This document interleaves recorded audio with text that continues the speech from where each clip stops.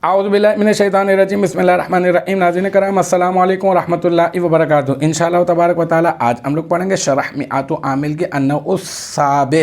اب تک جو ہے اس سلسلے میں ہم لوگ تقریباً 44 ویڈیوز بنا چکے ہیں۔ انشاءاللہ تبارک و تعالی یہ ہوگا ہمارا پارٹ نمبر 45 اور یہ ہمارا آخری جو ہے وہ اس کا پارٹ ہوگا۔ ہم لوگ آخر میں ہم لوگ ایسے اسما کے بارے میں جو پڑھ رہے ہیں نا، ہم لوگ فعل مضارع پر جو جزم دیتے ہیں ان شرطیہ کے معنی میں ہوگا، اس میں آج ہمارا آخری ہے ازما، اور اس ماں کے بارے میں آپ کو بتا چکا، اور اس کے بارے میں ایک خاص بات میں نے آپ کو بتا دی کہ فعل ثانی مضارع ہو اور فعل اول جو ہے وہ مضارع نہ ہو تو پھر فعل ثانی جو مضارع ہوگا اس پر جزم بھی پڑھ سکتے ہیں اور آپ جو ہے وہ رفع بھی پڑھ سکتے ہیں۔ اس کی مثال آپ کو دے دیتے ہیں، ازما کتبت اکتب۔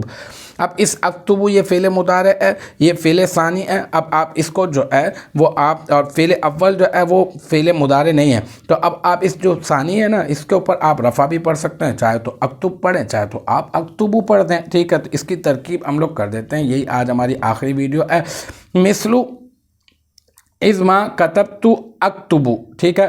تو مثلو یہ مضاف ہے اور ازما یہ جو ہے یہ معرفہ مبتدا بن جائے گا، اور کتبت فعل صیغہ واحد متکلم، اس میں تو ضمیر مرفوع متصل بارز اس کا فاعل، پھر فعل اپنے فاعل سے مل کر جملہ فعلیہ ہو کر شرط بن جائے گا۔ اکتب یہ صیغہ واحد متکلم فعل مضارع مثبت معروف، اس میں انا ضمیر مرفوع متصل مستتر اس کا فاعل، فعل اپنے فاعل سے مل کر جزا بن جائے گا، شرط اپنی جزا سے مل کر ازما مبتدا کی خبر، پھر معرفہ مبتدا اپنی خبر سے مل کر مثلو مضاف کا مضاف الیہ، مضاف اپنے مضاف الیہ سے مل کر مثالہ مبتدا محذوف کی خبر، مثال مبتدا محذوف اپنی خبر سے مل کر بن جائے گا جملہ اسمیہ خبریہ۔